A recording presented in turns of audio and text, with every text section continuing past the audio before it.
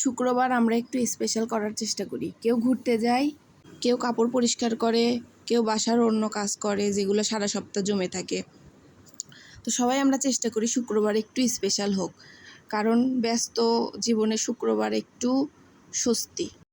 যাই হোক, আমিও এদিন একটু দেরি করে ঘুম থেকে উঠি, কারণ এই দিন মোহাম্মদের বাবার অফিস থাকে না, ও একটু দেরি করে উঠে, ওই জন্য আমরা একটু দেরি করে উঠি। 10টা 11টা, অনেক সময় 12টাও বেজে যায় আমার ঘুম ভাঙে। সারা সপ্তাহ ওর বাবার সাথে তেমন আমাদের একসাথে খাওয়া হয় না তিনজনে বসে। তো শুক্রবারে মনে করি যে একটু স্পেশাল রান্না করলে সবাই একসঙ্গে বসে থেকে খাওয়া যাবে। তো যাই হোক, আজকে আমি রাঁধুনি হালিম মিক্স রান্না করব। তো এখানে আমি পেঁয়াজ সুন্দর করে ভেজে নিছি। প্রথমে পেঁয়াজ একটু লাল করে বেরেস্তা করে নিয়ে একটু তুলে রাখছি। তারপরে আস্ত জিরা ফোড়নে দিয়ে মাংস দিয়ে নিছি। এখানে পাতিল আমার ছোট হয়ে গেছিলো, ওই জন্য বড় একটা পাতিলে ট্রান্সফার করে নিলাম। তারপরে বাকি মশলা, রাঁধুনি হালিম মিক্সে 2টা প্যাকেট থাকে, একটা থাকে ডালের, আরেকটা থাকে গুঁড়া মশলা। তো এখানে মাংসের মধ্যে আমি গুঁড়া মশলার অর্ধেকের একটু বেশি দিব আর অর্ধেকের একটু কম রেখে দিব। এই মশলাটুকু শেষে হয়ে গেলে একদম ব্যবহার করব। একটা কথা তো বলতে ভুলেই গেছি, প্রথমে আমি কিন্তু ফুটন্ত গরম পানিতে ডালটা ভিজিয়ে রাখছি, রেখে বাকি এগুলো প্রসেসিং করতেছি। তো এখানে রেডিমেড যেহেতু হালিম মিক্স সব কিছু থাকে, তারপর আমি এক্সট্রা করে একটু মশলা স্পাইস অ্যাড করলাম যাতে একটু খাইতে একটু ভালো লাগে। তারপর পানি দিয়ে মাংসগুলো সেদ্ধ করে নিয়েছি ভালো মতো। সেদ্ধ এখানে আমার মাংস কষানো হয়ে গেছে। এবার আমি ডাল অ্যাড করব।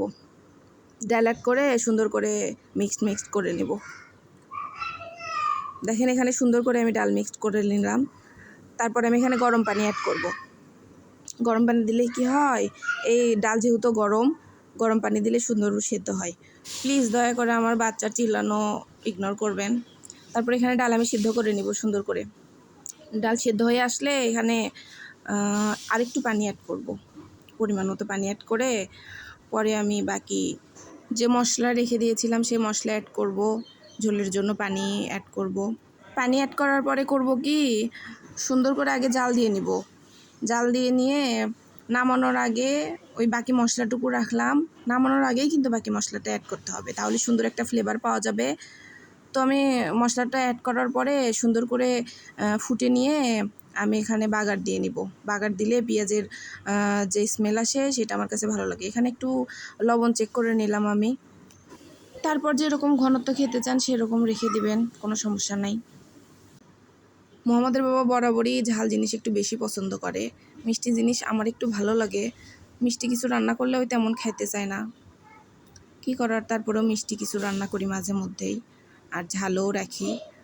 এই হালিম মিক্স হয়ে অনেক মজা করে খাই, খুব পছন্দ ঝাল ঝাল হালিম।